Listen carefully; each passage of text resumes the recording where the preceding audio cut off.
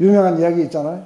비행기에서 어느 한 사람이 내려야 이게 무게가 맞아갖고 끝까지 날아갈 수 있는데, 하나가 내려야 되는데, 옆에 국적들이 이렇게 있는 거예요. 그죠?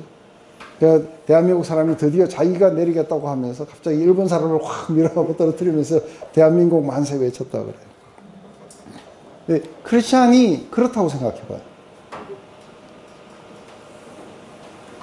이게 사랑 안에서 온전하게 다 이룬 자들의 모습인가 했을 때 그렇지 않을 거라고.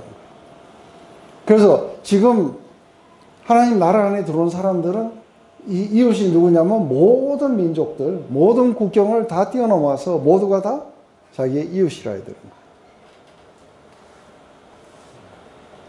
그래서 사랑은 이웃에게 악을 행하지 않는다. 그러므로 사랑이 율법의 완성이고, 이게 바로 우리를 부르신 하나님의 목적의 완성이다. 이렇게 얘기하십니다. 이게 충분하게 이해가 되세요? 근데 이제 우리가 다른 케이스들을 보는 거예요.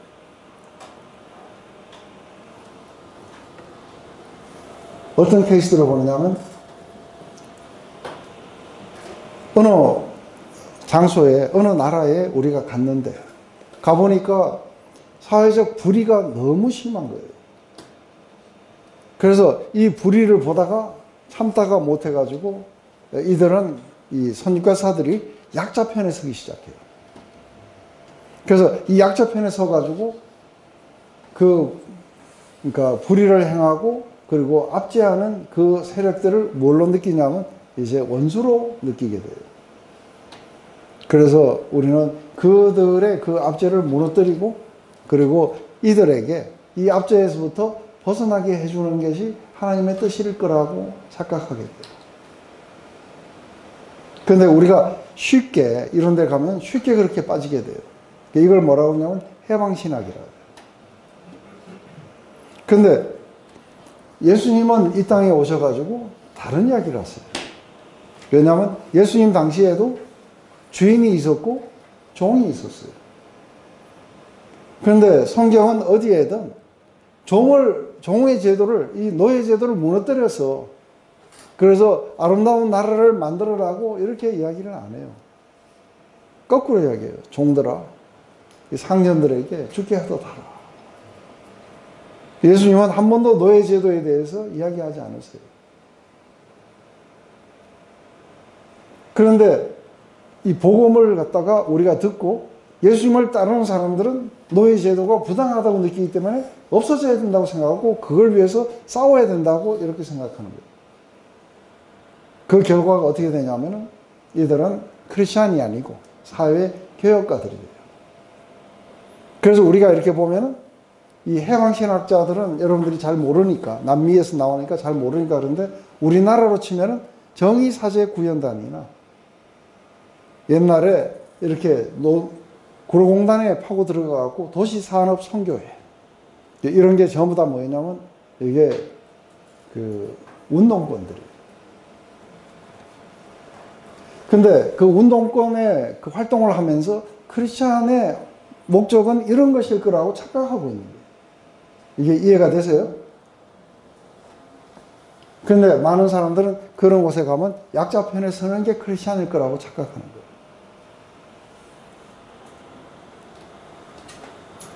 근데 우리가 베드로전서 2장에 가면은 영 다른 이야기를 해요. 그래서 어비수를 하거나 불의를 행하는 우리의 권위에 대해서 우리는 어떻게 이거를 행해야 되느냐, 어떻게 대응을 해야 되느냐 하고 이야기를 했을 때, 베드로전서는 다른 이야기를 해요. 어떻게 다른 이야기를 하느냐 하면은, 먼저 너희들이 누군지를 이해하라는 거예요. 너희 누구냐면, 너희는 택한 족속이요, 왕 같은 제사장이요, 하나님의 소유된 백성이고 그분의 거룩한 나라라는 거예요. 근데 이게 뭘 의미하느냐면, 너희들은 하나님의 어떠하심을 나타낼, 그런 어떤 하나님의 그 글로리를 나타낼 지상의 도구들이라고 하는 거예요. 그런데 이 하나님의 그 영광을 드러낼 그런 어떤 이 땅에 있는 도구들이 갑자기 상전들이 자기를 괴롭히는 거예요. 상전들이 그걸 괴롭히니까 노동부에 고발하든지 아니면 뭔가가 할 수 있다면 여기에 반격을 가해가지고 우리가 평준화를 시켜야 돼. 안 그래요?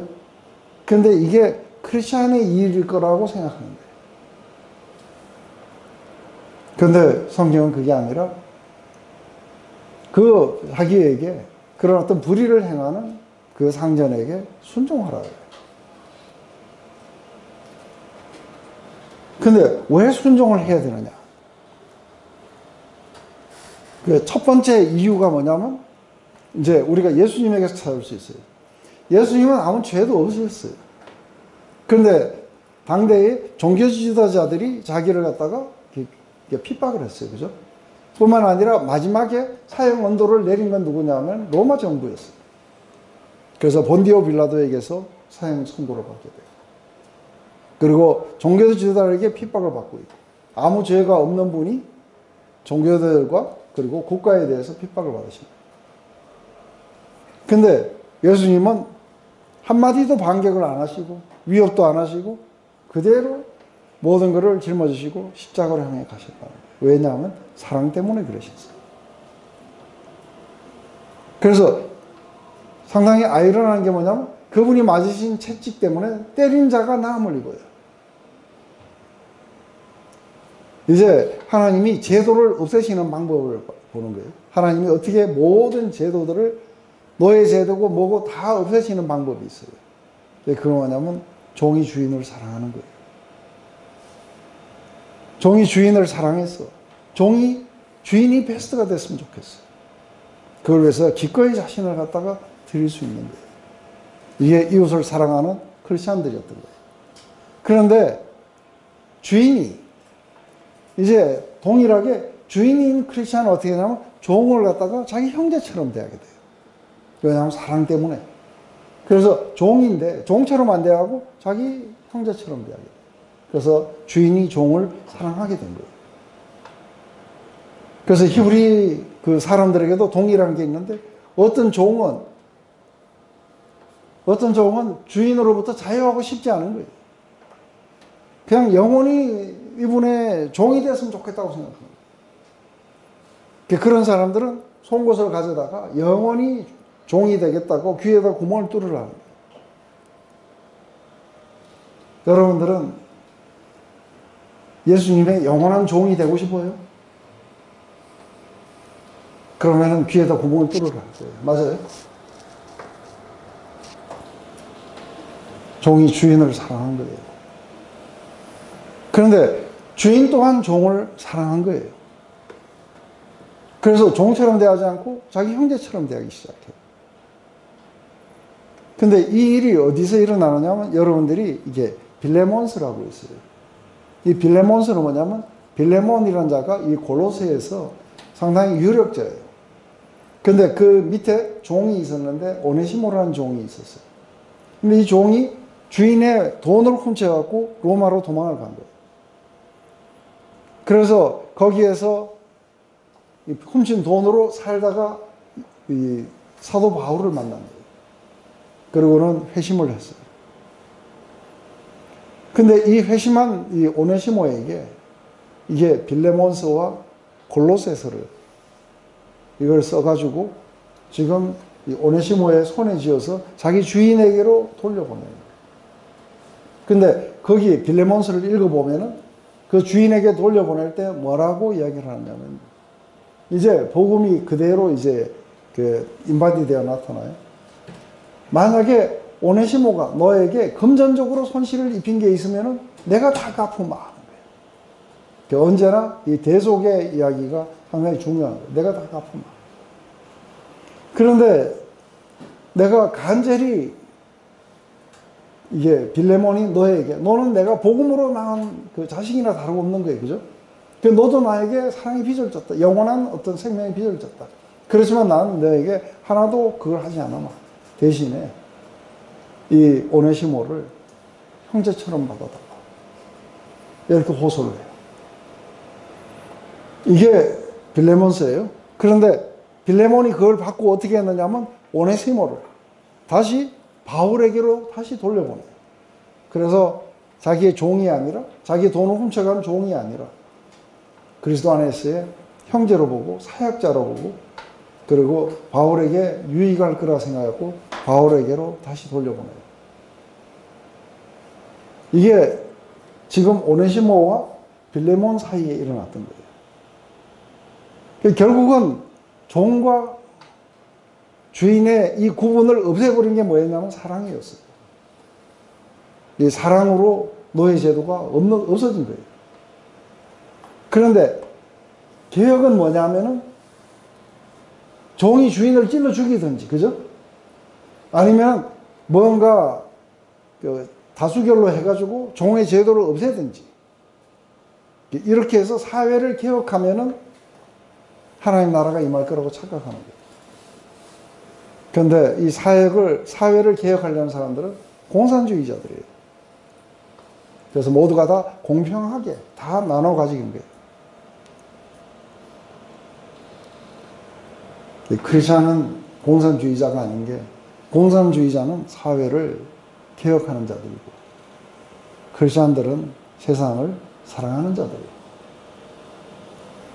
우리가 믿는 메시지도 뭐냐면 하나님이 세상을 이렇게 사랑하셔서 자기 아들을 주셨다고 이야기하는 거예요.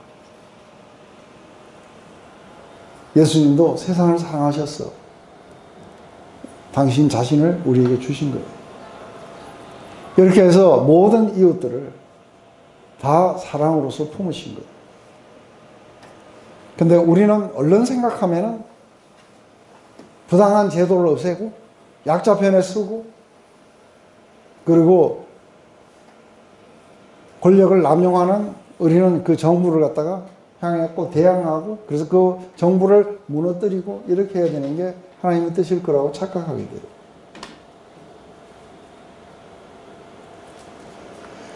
우리는 사랑으로서 모든 제도들을 없애는 거예요. 그래서 사도 바울이 그렇게 하는 게, 그리스도 예수 안에서는 더 이상의 뭐가 없느냐 하면 자주자, 주인도 없고 종도 없다는 거예요. 거기에는 어떤 국경을 갈라놓는 것도 없어요. 이방인도 없고 유대인도 없어요. 또 우리 베드로전서 3장에 가면은 아주 남편들이 아내를 갖다가 모질게 되었어요. 그랬을 때 믿는 아내들은 어떻게 해야 되는가 했을 때, 믿는 아내들이 사랑으로 반응한다면 그런 남편들에게 순종하라고 해요. 그래서 남편은 악을 행했는데 아내는 그 악을 선으로 갚아요. 사랑으로 갚아요. 이렇게 해서 원수된 것들을 전부 다 소멸해 가는 거예요. 이게 그리스도 예수 안에서 모든 세상이 사랑으로 하나 되기를 원하는 하나님의 계획인 거예요.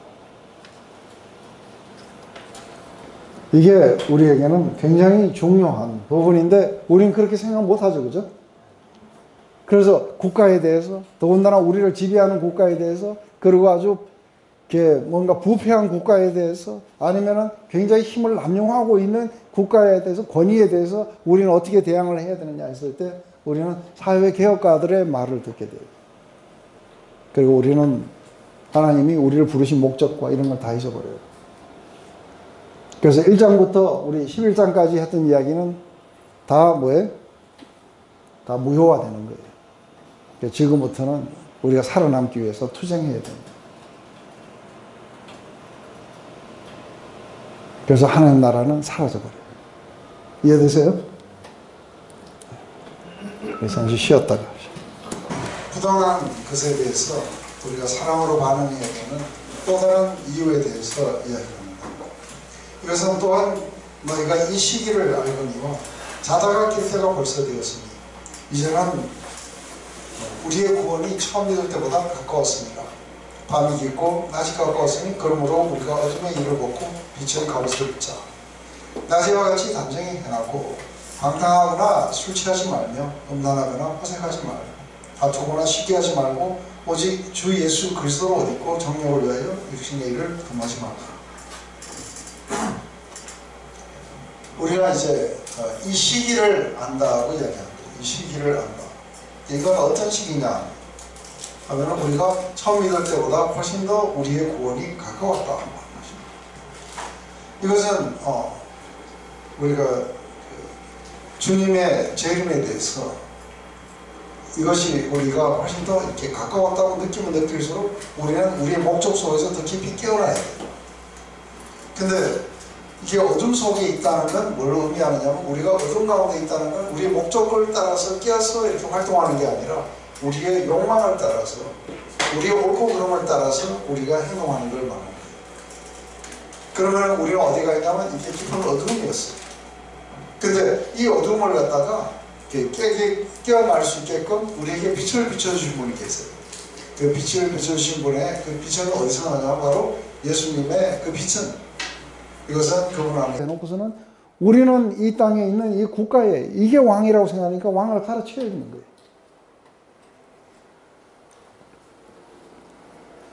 이 땅은 하나도 건드리지 않으세요. 그죠? 거기서 본디오 빌라도가 총독이 되도록 하고 그리고 헤롯이 왕이 되게 하고 이거는 하나님이 마음대로 누구를 세우든 그거하고 별 상관없어요. 왜냐하면 하나님 왕국은 그 속에 있지 않는 거예요.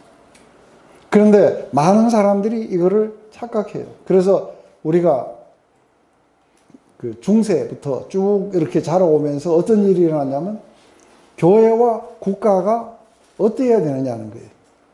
그런데 로마가 이렇게 전 세계를 지배했을 때는 무슨 일이 벌어졌냐면 이 로마에서 이제 기독교를 핍박했어요.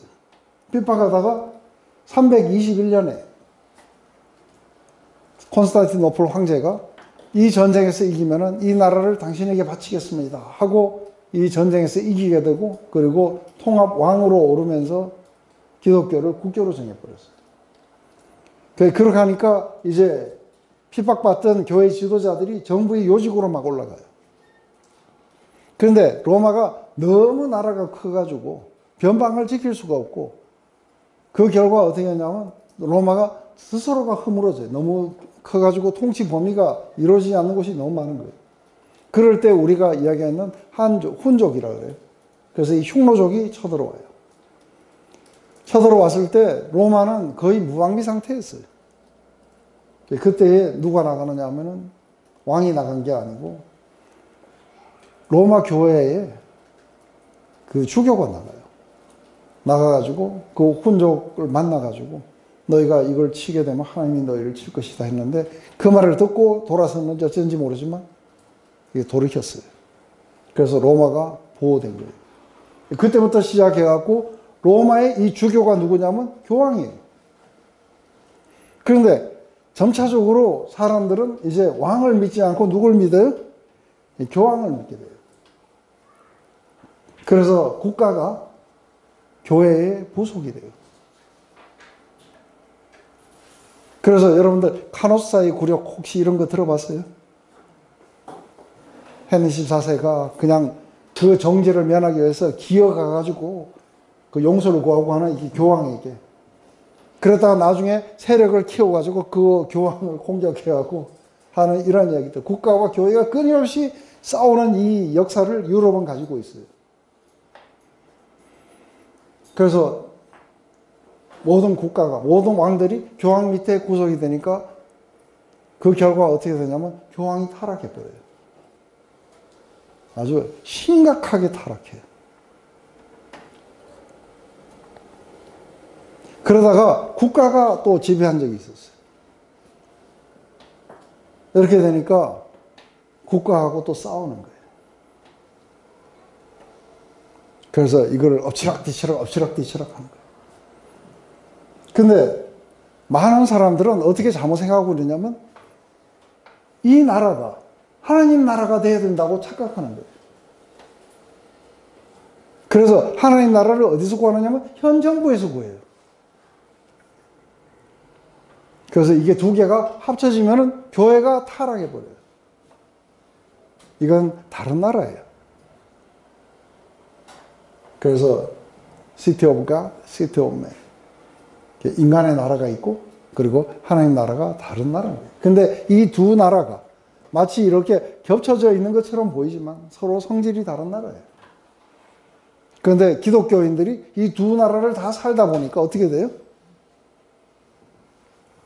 현재 이 나라에서 하나님 나라가 이루어져야 된다고 보고 공격하는 거예요. 이게 이해가 되세요?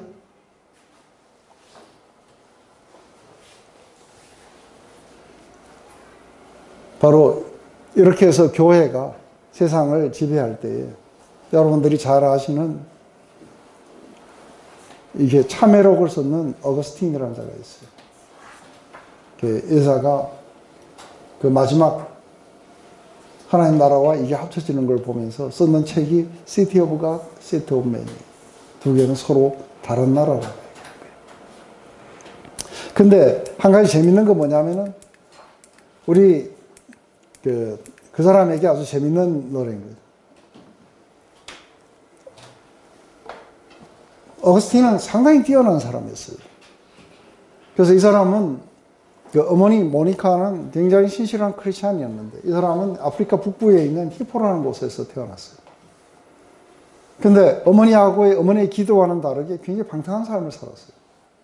그런데 방탕하면서도 굉장히 비상해가지고 이 사람이 어느 종교회를 가든 만이교회 간 이야기는 만이교회 갔는데 만이교회의 교주가 자기의 교리를 이야기하면 거기에 있는 허점과 이런 걸 해가지고 얼마 있으면 그 교주가 당신이 우리를 가르쳐 달라고 했대요. 그렇게 뛰어난 사람이에요. 그렇지만 굉장히 뛰어난 사람에도 불구하고 자기의 방탕의 벽은 이게 그치지 않는 거예요. 그래서 삶의 이 방탕 속에서 자기가 진정한 삶을 찾지 못했고 그리고 그 속에서 굉장히 고통스러워했어요.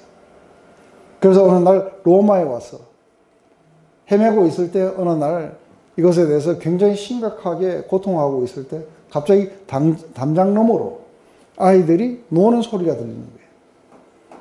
그게 뭐냐면 톨레레게 하는 거예요. 그건 무슨 말이냐면 책을 펴서 읽어라, 책을 펴서 읽어라 하는 거예요.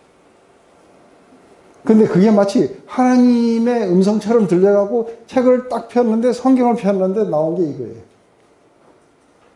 이걸 보는 순간에 자기가 어둠에 있다는 걸 깨닫게 돼요. 그리고선 회심을 해요. 그러고는 아주 기독교의 기둥이 돼요. 이게 성 어거스틴을 깨웠던 유명한 구절인 거예요. 내가 어둠 속에 있었구나. 내가 깨어나야 되는 거구나. 마침내 깨어났어. 사랑 속에서 남은 삶을 살다가 이렇게 가게 돼요. 그래서 아주 참회록을 이렇게 쓰게 되겠죠.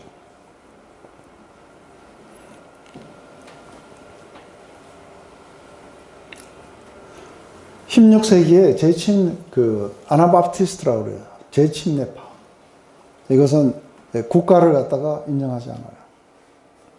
그래서 군대도 안 가고 그리고 수혈도 거부하고 국가와 단절을 시도했고 세금도 내지 않았고 이렇게 했던 것이죠. 이거는 하나님 나라만에 사는 사람들이에요. 그래서 이 땅에 빌붙어 갖고 살아가는 하나님 나라의 아주 비참한 백성들로 그렇게 살아가는 거죠. 우리는 하나님 나라의 백성이기 때문에 하나님이 세상을 이렇게 사랑하셔서 자신을 주셨던 것처럼 사랑빛 외에 다른 빛을 지지 마라 하는 거죠.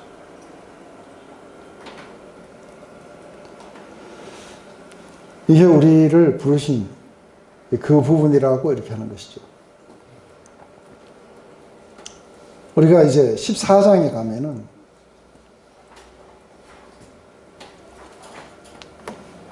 이렇게 나와요. 믿음이 연약한 자를 너희가 봤대. 그 의견을 비판하지 말라. 어떤 사람은 모든 것을 먹을 만한 믿음이 있고 믿음이 연약한 자는 채소만 먹느니라. 먹는 자는 먹지 않는 자를 없인 여기지 말고 먹지 않는 자는 먹는 자를 비판하지 말라. 이는 하나님께서 그를 받으셨습니다. 남의 하인을 비판하는 너는 누구냐? 그가 서 있는 것이나 넘어지는 것이 자기 주인에게 있으며 그가 세움을 받으리니 이는 그를 세우시는 권능이 주께 있습니다. 어떤 사람은 이 날을 저 날보다 낫게 여기고 어떤 사람은 모든 날을 같게 여기나니 각기 자기 마음으로 확정할지니라. 나를 중히 여기는 자도 주를 위하여 중히 여기고 먹는 자도 주를 위하여 먹느니 이는 하나님께 감사하며 먹지 않는 자도 주를 위하여 먹지 아니하며 하나님께 감사하느니라. 이 문제는 왜 이런 게 생겨나냐면 이제 이 로마 교회는 유대인과 이방인들이 섞여 살았어요. 근데 유대인들은 어릴 때부터 율법의 교육을 쭉 받아왔어요. 거기에는 음식법이 있어요. 근데 그 음식법에는 이게 돼지 족발이라든지 피, 선지국이라든지 이런 거는 이렇게 부정한 식품이니 먹지 마라 해서 어릴 때부터 그것을 이렇게 혐오하고 자라왔던 유대인들이 있었던 거예요. 이 사람들이 어느 날 예수님을 믿고 그리고 크리스찬이 됐어요. 그렇지만 이들에게는 여전히 어떤 습성이 남아있는 거예요. 피를 보면은 아주 굉장히 혐오스럽게 보고, 그리고 그런 걸 먹는다는 것을 굉장히 이렇게 견딜 수 없어 하는 거예요. 그런데 또 다른 사람들이 있어요. 이방인으로 살아왔어요. 그래서 이 사람들은 한국에서 온 사람들인데 선지국을 좋아해요. 그리고 돼지족발도 좋아하고 문어도 좋아하고, 특히 랍스터는 없어서 못 먹어요. 그런데 크리스찬이 된 거예요. 그래서 한국 사람과 유대인이 만난 거예요. 그래서 같이 식사를 하는 거예요. 식사를 하는데 이쪽에는 가져왔는 게 전부 다 뭐냐면 채소만 가져왔는 거예요. 왜 채소를 가져왔냐면 소고기는 먹을 수 있지 않느냐 했을 때 먹을 수 있어요. 유대인들은 소고기는 먹을 수 있어요. 그런데 소고기를 왜 안 먹느냐 하면은 이때 당시에 이 고기는 거의 대부분이 어디서 나오느냐면 이게 육 가공하는 회사도 없고 냉장고도 없고 하니까 어디서 나오느냐면은 이게 이방 신전에 바쳤다가 시장에 팔러 나오는 거예요. 그러니까 이 사람들은 이 고기들이 거의 대부분 이방 신전에다 바쳤다가 온 거기 때문에 아예 안 먹겠다고 생각합니다. 그런데 이 유대인들의 생각 속에서는 뭐냐면 이거를 안 먹는 것이 자기들이 올바른 믿음을 생활을 하는 걸 거라고 생각한 거예요. 그런데 이방인들은 예수님이 모든 음식들을 자유케 해줬고, 그래서 이제는 우리가 율법을 지킬 필요도 없고, 그래서 우리는 이제 음식에 대해서 자유하다. 그래서 우리는 이걸 마음껏 먹을 수 있는데 못 먹는 유대인들을 보면은 어떻게 보냐면 굉장히 잘못 알고 있다 이렇게 보는 거예요. 이거 가지고 둘이가 싸우는 거예요. 그래서 여기서 보면은 제일 먼저 믿음이 연약한 자를 너희가 받아라 했을 때 누구를 믿음이 연약하다고 받느냐 하면은 이게 유대인들이에요. 그래서 그 의견을 비판하지 말라. 어떤 사람은 모든 것을 먹을 만한 믿음이 있고 믿음이 연약한 자는 채소만 먹는다는 거예요. 근데 먹는 자는 먹지 않은 자를 업신여기지 말고 먹지 않은 자는 먹는 자를 비판하지 말라. 이는 하나님께서 받으셨습니다. 근데 이렇게 하고 서로를 갖다가 비판하게 되니까 이제 이걸 다른 견지 속에서 얘기하는 거예요. 내가 만약에 우리 형제님의 자녀를 내가 막 야단을 치는 거예요. 그럼 형제님은 어떻게 느끼시겠어요? 굉장히 내가 이렇게 무례함을 당했다고 이렇게 느끼게 될 거예요. 근데 지금 여기에 있는 유대인 형제든 이방인 형제든 이걸 누가 세우셨냐면 바로 예수님이 오셔가지고 이들을 갖다가 이렇게 세우신 거예요. 그래서 그들을 아버지라고 그들을 이렇게 그분을 주님이라고 이렇게 칭하게 됩니다. 그래서 지금 여기에 있는 유대인이든 이방인이든 이를 세울 수 있는 능력이 누구에 있냐면 하나님께 있어요. 그런데 이게 비판하지 말아야 되는 이유 중에 하나가 뭐냐면 하나님이 직접 가르치시고 언젠가는 그 새로운 어떤 그 이해를 이렇게 주시게 될 거예요. 근데 그걸 누가 하냐면 내가 하는 거예요. 남의 아버지 앞에서 네 잘못한다 그러면 안 된다 하고 내가 야단치는 거하고 똑같은 일들을 한다는 거예요. 그 이야기가 요 이야기예요. 남의 하인을 비판하는 넌 누구냐. 그가 서 있는 것이나 넘어지는 것이 자기 주인에게 있으며 그가 세움을 받으리니 이런 거를 세우시는 권능이 주께 있습니다. 그런데 똑같은 것은 뭐냐면 유대인들은 아주 어릴 때부터 어느 날을 갖다가 이렇게 예배를 받냐면 토요일이었어요. 그날이 안식일이에요. 그런데 이방인들은 언제 보기로 하냐면 사도 바울이 늘 안식 후 첫날 예수님이 부활하신 날이에요. 그래서 그날 많이 모였어요. 이러다 보니까 이제 어느 날에 예배를 봐야 되는지 가지고 또 싸울 수 있어요. 그러다 보니까 이쪽에서는 토요일날 예배를 봐야 된다. 한쪽에서는 주일날, 일요일날 예배를 봐야 된다. 이것 때문에 서로 하는 거예요. 또 어떤 사람은 이렇게 하는 거예요. 요 날은 주일이기 때문에 굉장히 특별한 날이라고 생각하는 사람이 있는 거예요.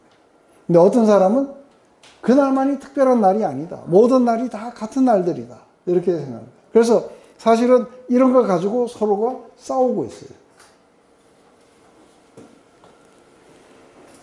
근데 한 가지 중요한 건 뭐냐면 우리는 사나 죽으나 주의 것이라는 거예요. 그래서 우리가 이 날을 중히 여기는 자도 주를 위해서 중히 여기고 모든 날을 다 같은 날로 여기는 자도 주를 위해서 그렇게 하는 거예요. 나는 음식을 갖다가 이것만 먹겠다고 이야기하는 자도 주를 위해서 나는 이게 주를 섬기는 예라고 생각하면 그렇게 하라는 거예요. 그리고 나는 모든 음식들을 다 감사함으로 먹겠다고 하면 또 그렇게 하라는 거예요. 그런데 이게 특별히 이방인들 사이에, 그래서 만약에 이방인들 사이에서 이 음식을 먹으면 안 된다 하면 이건 문제가 돼요. 그런데 유대인들은 어릴 때부터 그렇게 먹었는데 너희들이 우리가 이렇게 어릴 때부터 이렇게 먹었는데 이제는 지킬 필요가 없어서 우리가 믿음이 강해지려면 선지국을 먹어야 강해지느냐? 그게 아니라는 거예요. 너희가 할례를 받든 안 받든 선지국을 먹든 안 먹든 그게 너희를 의롭게 세워주는 건 아니라는 거예요. 그래서 어떻게 하냐면 지금까지 유대인처럼 유대인으로 살아온 사람들은 여전히 할례도 받고 여전히 음식법도 지키고 살아라는 거예요. 그렇지만 한 가지 알아야 되는 건 할례를 받거나 음식법을 지키거나 하는 그게 너희들을 조금 더 의롭게 하지 못한다는 거예요. 이게 이해가 되세요? 그런데 또 한 가지는 내가 모든 것을 다 먹을 수 있기 때문에 네가 하나님 앞에 의로워지는 거 아니라는 거예요. 할례를 안 받기 때문에 너희들이 의로워지는 게 아니라는 거예요. 할례나 무할례나 이런 거는 사실은 아무것도 아니라는 거예요. 중요한 건 우리가 의로워지는 건 믿음으로 의로워진 거예요. 하나님의 은혜로 값없이 의로워진 거예요. 그런데 이 사람들이 생각할 때는 내가 주일을 특별한 날로 지켰기 때문에 의로워진 것처럼 생각하고 모든 날을 같은 날로 여겼기 때문에 의로워진 것 같이 생각하고 나는 할례를 받았기 때문에 의로워진 거예요. 나는 할례를 안 받기 때문에 나는 믿음이 강하다고 착각하는 거예요. 이런 것들은 전부 다 뭐예요? 이게 비본질에 속하는 거예요. 이건 우리를 하나님 앞에 조금도 우리를 세워줄 수 있는 것들이 아닌 거예요. 그런데 많은 사람들은 그것을 하나님 앞에 이렇게 세우는 굉장히 중요한 방편이라고 착각하게 돼요.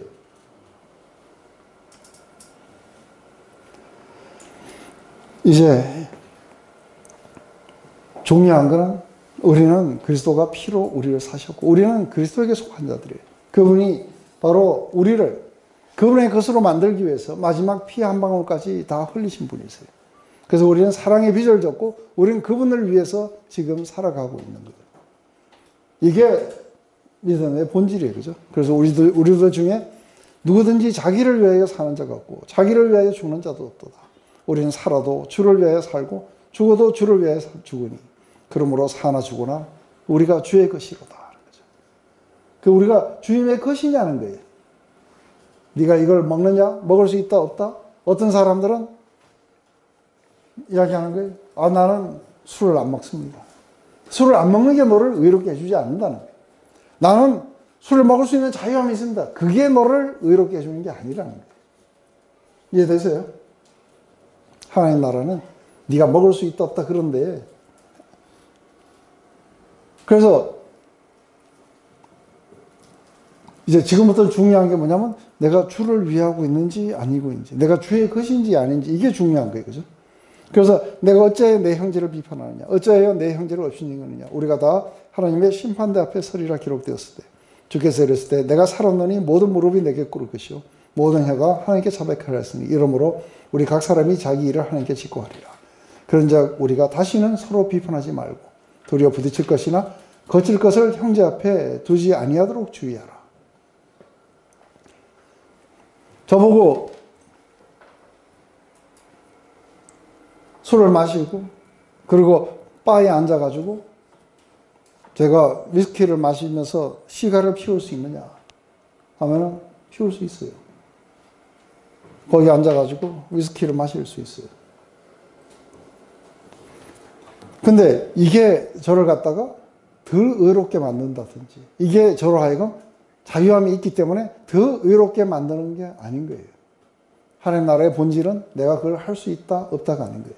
여러분들이 잘 알다시피 황제, 이 설교의 황제라고 불리우는 찰스 스펄전은 시가를 굉장히 좋아했어요. 그래서 300년 전까지만 하더라도 무슨 부흥 사경회 같은 거 하면은 강사 술값하고 이게 시가 값이 따로 이렇게 책정이 돼요. 그런데 문제는 이게 찰스 스펄전이 어느 날 이렇게 시가를 탁 피우는데, 이 시가 회사에서 이 찰스 스펄전이 굉장히 이제 유명해져 가니까 시가 회사에서 어떻게 선전을 하냐면 찰스 스펄전이 피우는 시가라고. 그래서 막 이렇게 하는 거예요. 그런데 이게 찰스 스펄전이 생각했을 때 이게 그리스도께 영광이 안 된다고 생각해요. 그리고 사람들에게 전혀 유익이 되지 않는다고 생각하고 끊어버려요. 근데 이걸 피움으로써 자기가 죄를 짓고 있다고 하는 게 아니라, 이제 중요한 게 뭐냐면 이게 다른 사람들에게 덕이 되는지, 다른 사람들을 사랑하는 건지, 세워주는 건지 아닌지가 중요한 거예요. 그래서 저는 90년 8월 달에 예수님을 만난 후에 딱 2번 바에 가봤어요. 딱 2번 바에 가봤는데, 한 번은 언제냐면 내가 코나 하와이에 있었을 때예요. 근데 거기에 제니퍼라는 이렇게 식당을 하는 남자가 있었는데 저보다 1살 어렸어요. 근데 제가 가면 너무 좋아서 주방에서 일하다가도 튀어나와갖고 앞에서 하면서 제가 밥 먹는 동안에 자기는 맥주 한 잔 부어가지고 마시면서 이야기하고 싶어 했어요. 그런데 어느 날 시간이 좀 이렇게 지나고 1년이 지나고 난 뒤에 어느 날 나한테 조심스럽게 묻는 거예요. 그러면서 정형, 내가 한 가지 굉장히 소원이 하나 있다는 거예요. 그 소원을 좀 들어줬으면 좋겠다는 거예요. 그 소원이 뭐냐니까 여기 와서 너무너무 외롭게 살아가지고 자기의 소원이 뭐냐면 친구하고 그 펍에 가서 술 한잔 하는 게 자기 소원이라는 거예요. 그런데 너무 좋은 친구를 만났는데 이게 술 안 먹는 친구라는 거예요. 자기를 위해서 갈 수 없는 거예요. 가자. 그래 가가지고 갔더니만 그래도 뭐 당신은 콜라 안 먹어도 된다. 아이 뭐 콜라 무슨 콜라, 나도 맥주 한 잔 주라 하고. 그때 예수님을 만난 지 거의 한 6년쯤 됐을 때 처음으로 제가 술을 마셔봤어요. 그러면서 한 잔을 마시면서 그 친구가, 근데 제가 왜 가서 마셨겠어요? 술 한 잔 하고 싶었어요? 아니에요. 이 친구 구하려고. 사랑 때문에. 사도 바울은 유대인이지만 이방인처럼 선지국도 먹었어요. 왜냐하면 이방인들을 구하려고. 그런데 자기는, 주님이 자기를 자유케 해주셨지만 자기는 성전에 가서 이런 것들도 지키고 저런 것도 지키고 이렇게 해요. 왜요? 유대인들을 구하려고. 그래서 자기는 여러 모양 여러 부분이 됐다는 거예요. 지금 하나님 나라에서 가장 특징은 뭐예요? 내가 이걸 먹을 수 있다 없다가 아니고 이거를 왜 하느냐는 거예요. 사랑 때문에 하는가? 다른 사람들을 세워주려고 하는가? 아니면은 자기의 어떤 외로움을 달래기 위해서 하는가? 두 번째도 제가 우크라이나에 선교여행을 갔다가 소련에서 어떤 온 사람이 자기가 뭔가를 듣고 싶어하고 뭐가 하는데 자기는 지금까지 아는 게 뭐냐면 거기에 이렇게 술집에 가갖고 이렇게 한잔하면서 이야기하면서 듣고 싶다는 거예요. 그래서 가자고. 그래가지고 가서 이렇게 하는데 자기에게 깊은 고민이 있다는 거예요. 그 고민이 뭐냐니까 자기가 영어를 하고 싶은데 자기는 보통 영어가 잘 안 된다고. 그래서 영어를 배울 수 있는 좋은 선생님이 있었으면 좋겠다. 그래서 잘 됐다. 우리 여기 팀에 30명이나 있는데 다 미국에서 왔다. 그래서 이 사람들한테 내가 소개해 줄게 했더니 싫대요. 왜 그러냐 했더니 그 사람들은 얼마나 해갖고 무슨 말인지 하나도 못 알아들어. 그런데 너는 굉장히 똑똑하게 자기가 알아들을 수 있도록 영어를 한다는 거예요. 내가 니한테 배웠으면 좋겠다. 그러면 앞으로 여기 오지 말고 저기 그 세나토리움이랑 큰 데서 이제 우리 같이 먹었는데, 거기 와서 벤치에서 같이 이야기하자. 그러니까 자기가 오겠다고 그러는 거예요. 그래서 사실은 이제 거기서 이렇게 그 사람에게 이제 뭔가 성경 이야기도 하고 이렇게 해줄 수 있었어요. 지금까지 거기 가서 했던 게 이게 딱 2번인 거예요. 근데 2번 다 그게 먹고 싶었거나 아니면 그게 좋았거나 이런 게 아니고, 그거 전혀 상관없이 살아가지만 이 사람들을 구하기 위해서는 직접 거기 가야 되는 거예요.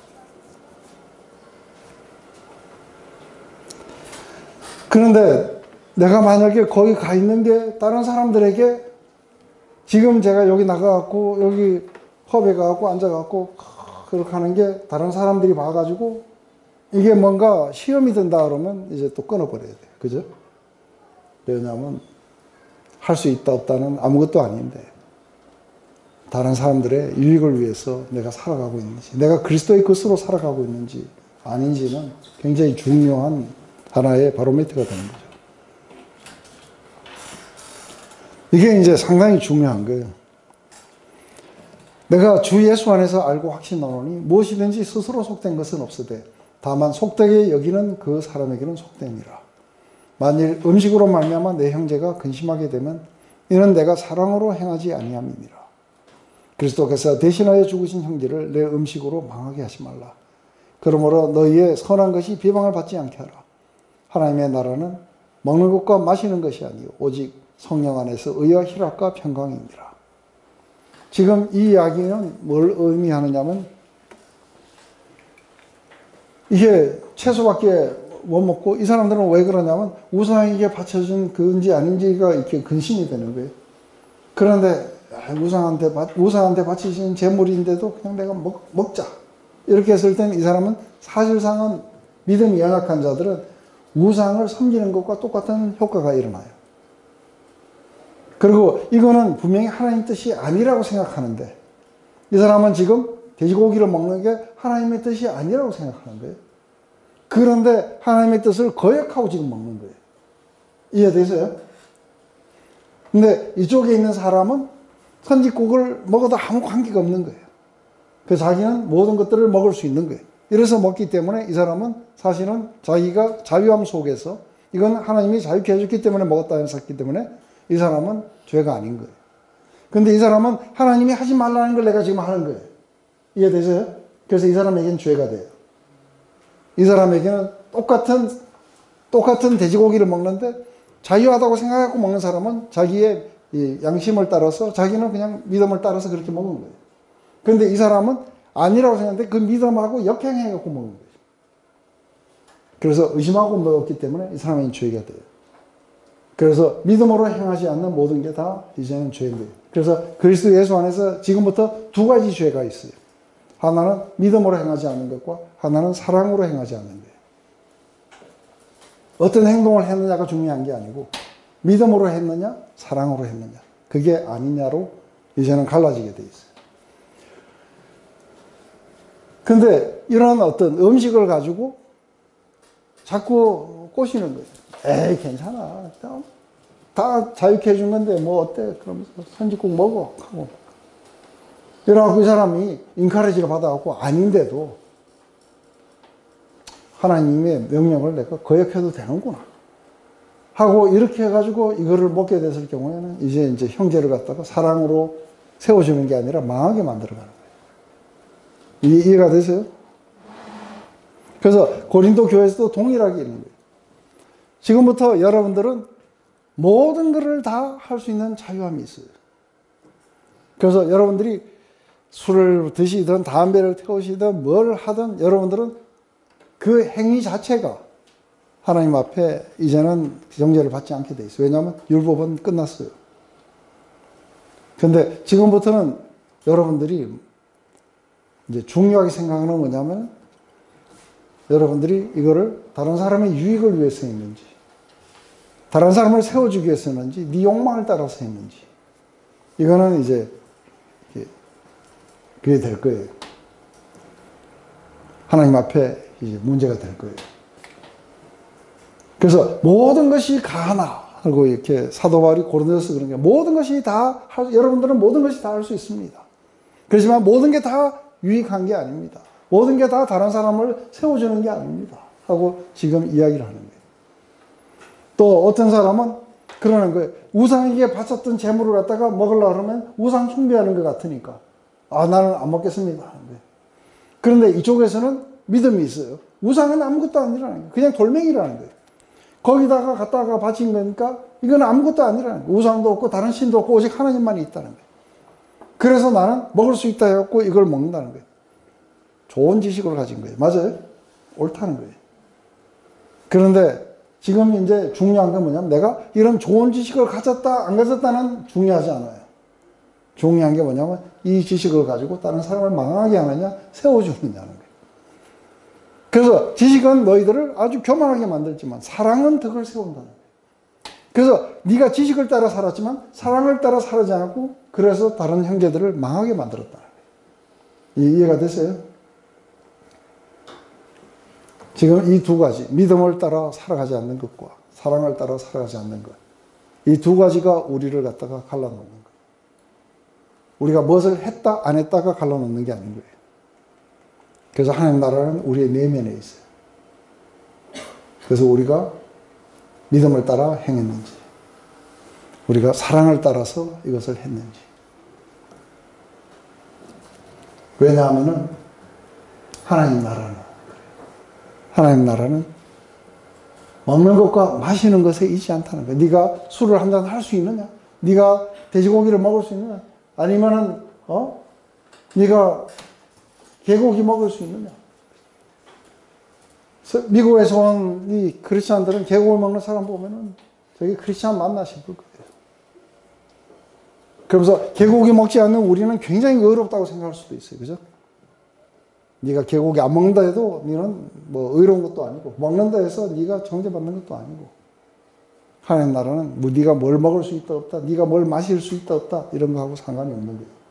하나님 나라는 성령 안에서 네가 그리스도께서 우리에게 부여해 주신 그 의를, 값없이 은혜로 받은 그 의를 갖다가 네가 가지고 있느냐는 거예요.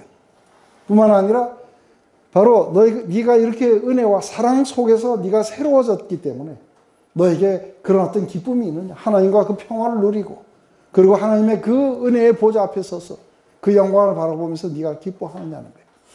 이거는 하나도 없으면서 내가 뭘 먹을 수 있다 없다 이런 외적인 나라들은 하나님 나라가 아니라는 거예요. 하나님 나라는 성령 안에서 의와 희락과 기쁨과 평강임이라는 거예요. 바로 이것 때문에 그리스도를 섬기는 자는 하나님을 기쁘시게 하며 사람에게도 칭찬을 받느니라. 그러므로 화평의 일과 서로 덕을 세우는 일에 힘쓰나니. 그래서 지금부터 보면은 뭐예요? 자기가 잘났다고 하면서 막 하면서 분열시키고 깨고 이러는 건 하나님 나라 안에서 뭐예요? 못 들어온 자들이에요. 교회에서 서로 고발해가지고 이만한 그 일간 신문에 거기다가 전면을 도배하고 이런 자들은 하나님 나라 근처도 못 가본 자들이에요. 하나님 나라는 우리가 받은 메시지는 화해케 하는 메시지예요. 원수되었던 것을 그분이 오셔서 화목제물로 우리에게 주신 거예요. 그래서 하나님과 화평케 하신 거예요. 이걸 받은 우리들은 우리가 아는 지식, 우리가 할 수 있는 그런 것들, 모든 것들을 다 해서 하나로 화해케 만드는 거예요. 하나로 만드는 거예요. 사랑만이 우리를 하나로 만들 수 있는 거예요. 그래서 그리스도 예수를 섬기는 자들은 분열을 일으키는 자가 아니고 모든 것들을 사랑하는 자들이에요. 그리고 화해케 하는 자들이에요. 화평케 하는 자들이에요. 화평케 하는 자들은 뭐라고요? 하나님의 아들이라 일컬음을 받을 것이라고 하는 거예요. 그리고 다른 사람을 세워주고 있어요. 그죠? 그래서 음식으로 말미암아 하나님의 이 사업을 무너지게 하지 말라. 만물이 다 깨끗하되 끓이김으로 먹는 자에게는 악한 것이라. 고기도 먹지 아니하고 포도주를 마시지도 아니하고 무엇이든지 내 형제로 끓이게 하는 일을 아니함이 아름다움이라. 내게 있는 믿음을 하나님께서 스스로 가지고 있어라. 근데 자기가 스스로 가지고 있어야 돼. 그죠? 이거를 다른 사람에게 강요하면 안 돼요. 그래서 자기가 옳다는 바로 자기를 정죄하지 않은 자가 복이 있다. 나는 분명히 난 이걸 마실 수 있다 해가지고 이것 때문에 다른 사람과 분열이 일어나고 그리고 다른 사람부터 정죄를 받고 이런 건 옳지 않다는 거예요. 의심하고 먹는 자가 정되었으니 이는 믿음을 따라 하지 아니했기 때문이라. 믿음을 따라 하지 아니한 것은 다 죄니라. 이게 한 가지 죄가 여기 나오는 거예요. 그리고 사랑을 따라 하지 않았기 때문에 죄가 되는 거예요. 이게 이해가 되세요? 지금부터는 뭐를 할 수 있다 없다 가지고 정죄하는 게 아닌 거예요. 그 사람이 믿음을 따라 했는지 그 사람이 사랑을 따라서 했는지 그것에 의해서 이제 분별이 일어나게 될 거라는 거예요.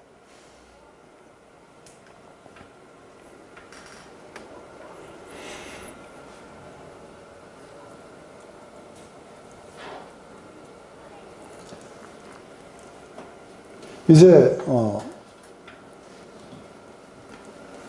14장까지 이게 다 마친 거예요. 근데 시간은 다 됐는데 15장도 해야 돼요. 근데 15장부터는 지금까지 나왔는 이렇게 그 심각한 문제들이 다 지나가고 사실은 이제 15장은 거의 이거를 마무리하고 있어요. 그리고 16장에 가면 전부 다 이렇게 그 문안 인사하면서 끝이 나게 돼요. 그래서 15장을 우리가 이렇게 한번 얼핏 지나가면서 봅시다. 그래서 어떻게 하냐면 믿음이 강한 우리는 마땅히 믿음이 약한 자의 약점을 담당하고 그리고 자기를 기쁘게 아니할 것이라. 우리 각 사람이 이웃을 기쁘게 하고 선을 이루고 덕을 세우도록 하라. 이 기쁘게 하는 게 뭐냐면 자기의 유익을 위해서 사는 게 아니라는 거예요. 다른 사람의 유익을 위해서 다른 사람을 세우고 이렇게 해서 살아가야 된다는 거예요. 믿음이 강한 자들은. 그러면서 기록된 바 주를 비방하는 자들이 비방이 내게 미쳤나이다 하는 것 같으니라. 무엇이든지 전에 기록된 바는 우리의 교훈을 위하여 기록된 것이니 우리로 하여금 인내로 또는 성경의 위로로 소망을 가지게 하느니라. 이제 인내와 위로의 하나님이 너희로 그리스도 예수로 본받아 서로 뜻을 같이 하여 주사 한 마음과 한 입으로 하나님께 곧 우리 주 예수 그리스도의 아버지께 영광을 돌리게 하려 하느니라. 그러므로 그리스도께서 우리를 받으신 것 받아 하나님께 영광을 돌리신 것 같이 너희도 서로 받아라. 이제 중요한 건 뭐예요? 서로가 이것 때문에 분열하지 말고 서로가 서로를 받아주고 사랑으로. 그래서 한 사람이 형제가 뭔가 잘못하면 어떻게 되냐면 사랑으로 그를 감싸주고 그리고 심판자처럼들 그렇게 하지 말라는 거예요. 서로가 서로를 갖다 이제부터 중요한 거는 어떤 문제를 다룰 때 중요한 관점이 뭐라고요? 내가 이거를 사랑으로 다루고 있는지 그 사람의 유익을 위해서 다루고 있는지 덕을 세우기 위해서 다루고 있는지 아니면은 내 의견이 옳다는 것을 주장하기 위해서 하고 있는지 내 의견이 옳다는 것을 주장하고 하고 있다면 이 사람은 여전히 뭐예요? 사랑으로 하지 않기 때문에 이 자체가 죄라는 걸 이해하지 못하는 거예요. 이 말이 상당히 이게 하나님 나라가 실제 삶 속에서 이루어질 때는 상당히 이게 쉽지 않죠. 금세 세상의 나라로 바뀌어버려요. 그래서 복음을 아는 것 따로 사는 것 따로인 거예요.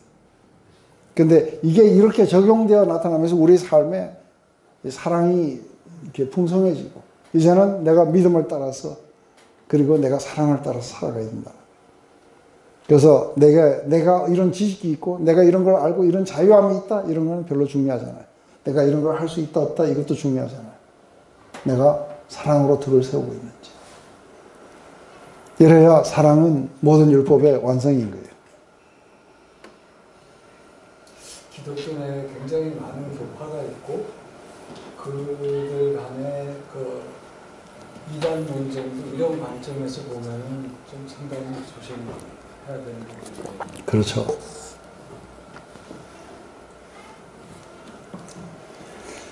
그러면서 이제 이방인과 유대인들이 그런 문제로 서로 싸우지 말고 어떻게 하나로 만들어야 되는지 내가 그리스도께서 하나님의 진실하심을 위하여 할례의 추종자가 되셨으니 이런 조상들에게 주신 약속들을 경고하게 하시고 이방인들도 그 긍휼하심으로 말미암아 하나님께 영광을 돌리게 하려 하심이라. 기록된 바 그러므로 내가 열방 중에서 주께 감사하고 주의 이름으로 찬송하려다 한가하니라. 또 이르되 열방들아 주의 백성들과 함께 즐거워하라 했으며 또 모든 열방들아 주를 찬양하며 모든 백성들아 그를 찬송하라 했으며 또 이사야가 이르되 이새의 뿔이 곧 열방을 다스리기 위하여 일어나는 이가 있으리니 열방이 그에게 소망을 두리라 하였느니라. 소망의 하나님이 모든 기쁨과 평강을 믿음 안에서 너에게 충만하게 하사 성령의 능력으로 소망이 넘치게 하시기를 원하노라. 지금 이야기는 전부 다 구약을 인용한 거예요. 구약을 인용했는 게 그게 뭐냐면 하나님은 유대인의 하나님만이 아니라 이방인의 하나님도 되신다. 그리고 이새의 뿌리에서 나온 이 바로 예수 그리스도는 바로 모든 열방들이 그분 안에 소망을 두게 된다는 거예요. 그래서 이제는 이방인과 유대인의 차이가 없다는 거예요. 그러면서 이거 너무 많죠, 그죠?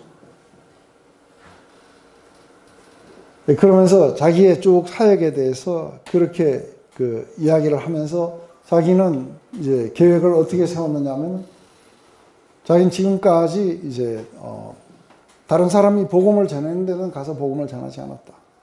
그래서 복음이 전해지지 않는 그러한 곳에 가서 내가 복음을 전했다. 그러면서 어디까지 갔다고 이야기하냐면 여기 일루리곤까지 가서 갔다 그래요. 그런데 사도행전에는 안 나타나는데 이 일루리곤이 어디냐면 크로아티아예요, 오늘날. 그래서 그리스에 이게 동쪽에 있어요. 그래서 이태리하고 이렇게 그 사이에 서로 바다를 에게를 두고 서로 이렇게 마주보고 있는 여기가 일루리곤이에요. 거기 갔다는 이야기는 없는데 거기까지 복음을 전했다고 그래요. 그리고 이제 로마 교회를 방문했다가 그 로마에서 어디로 가기를 원하느냐면은 이제 스페인까지 가서 자기가 복음을 전하기를 원한다는 자기의 어떤 소망을 그렇게 써놓은 거예요. 그러면서 이제 요 구절이 한 가지 이제 마지막으로 이렇게 나오는 건데 요것도 이제 제가 이야기할게요. 사도 바울이 이제 이렇게 복음을 전해갖고 3차 전도행을 다 끝냈어요. 끝내고 마지막 지금 이 로마서는 고린도 교회에서 쓰고 있어요. 근데 이 고린도 교회에서 이걸 쓰면서 지금 이제 사도 바울이 예루살렘으로 돌아가려는데 근데 무슨 일이 있었냐면은 그 고린도서나 어디나 이렇게 보게 되면은 그 계속해서 너희가 그 예루살렘에 있는 그런 가난한 교회를 갖다가 돕기 위해서 헌금하라는 이야기를 계속해요. 그래서 지금 3차 전도행 마지막에 어떤 일을 하느냐면 각 교회가 준비했던 헌금과 함께 그 각 교회의 대표들을 데리고 지금 가고 있어요.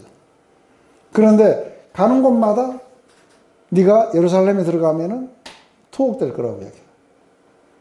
근데 지금 그렇게 해갖고 지금 들어가다가 마지막에 이게 그 에베소에 와서 그 이야기를 하는 거예요. 내가 지금 들어가면은 투옥된다고 하는데 주께로부터 받은 이 복음 사역을 마치려 하며 내 목숨을 조금도 아까워하지 않고 나는 기꺼이 들어가서 내 복음 사역을 마치려고 한다. 왜 이게 복음 사역을 마치는 게 들어가서 투옥될 걸 알면서도 왜 이렇게 거금의 헌금과 그리고 각 교회 리더를 데리고 와 들어가냐면 이 예루살렘 교회가 자꾸 사람들을 파견하는 거예요. 그리고 와서 뭐 하냐면 예루살렘 교회는 유대인들만 있어요. 그죠? 그러니까 와서 계속 할례를 받으라, 법을 지키라, 뭐 어쩌라 해가지고 지금 사도 바울이 가서 복음을 전해놓은 곳마다 와가지고 뭐예요? 고춧가루를 뿌리고 다니는 거예요. 그때에 이 예루살렘 교회에 자기가 이렇게 복음을 전했어. 거둔 그런 열매들을 이 예루살렘 교회에 보여주고 그리고 이제는 그런 걸 중단하도록 요구하기 위해서 지금 들어가고 있는 거예요. 그런데 예루살렘 교회가 자기들이 이렇게 헌금하는 거를 그들이 받을 수 있도록 함께 같이 기도해 달라고 얘기하고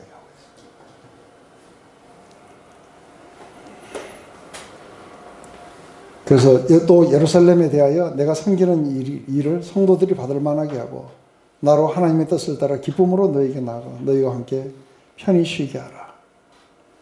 이걸 위해서 기도해 달라는 거죠. 평강의 하나님께서 너희 모든 사람과 함께 계시옵지어다. 아멘 하고 끝나요.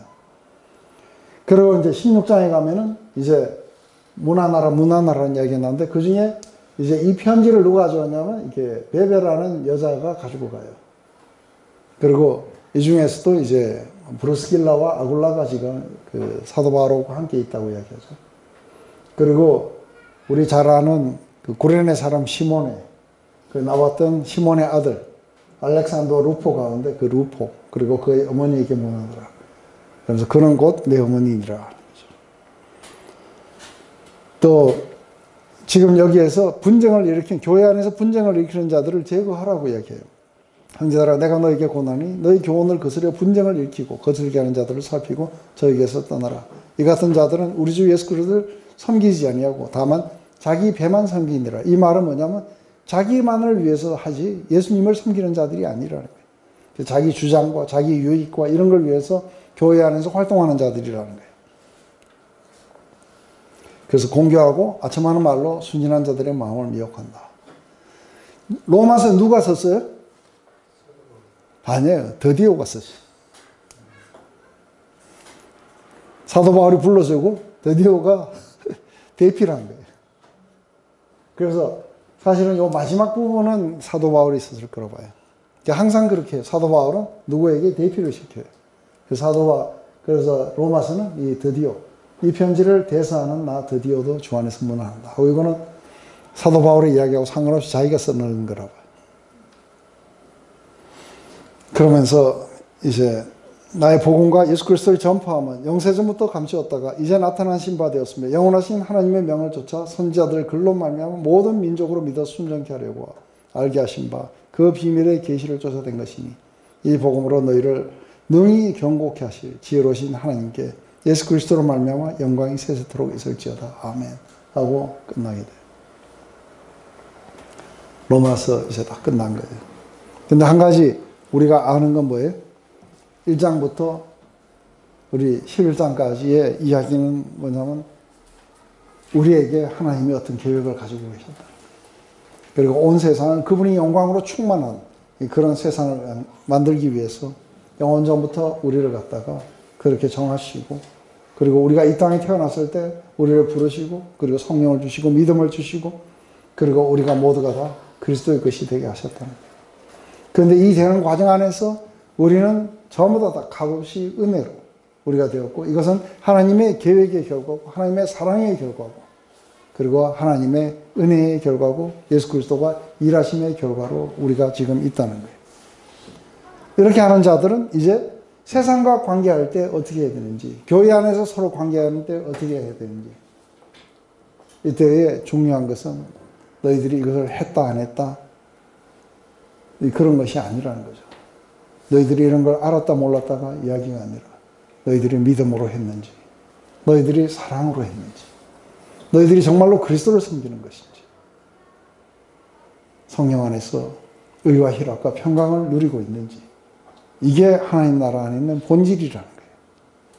이 본질을 벗어난 껍데기 가지고 서로 싸우고 이런 거 그만하라는 거죠. 그래서 모두가 다 한 마음으로 목소리를 합쳐서 우리 주 예수 그리스도로 말미암아 아버지 하나님께 영광을 드리라. 이게 로마서의 이야기입니다. 아멘.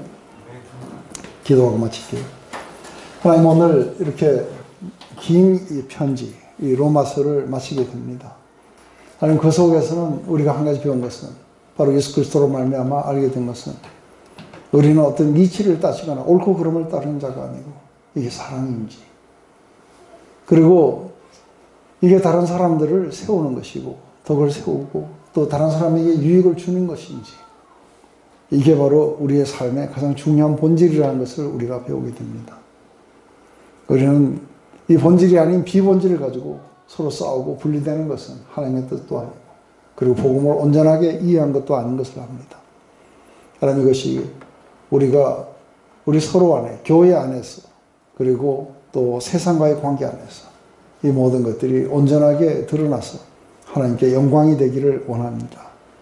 하나님 우리가 실제로 삶을 살아갈 때 부부관계 안에서 그리고 우리가 속한 어떤 공동체 안에서 그리고 우리가 살아가는 한 국가 안에서 이 모든 것들이 아름답게 적용될 수 있도록 하나님 계속해서 지혜를 베풀어 주시옵소서.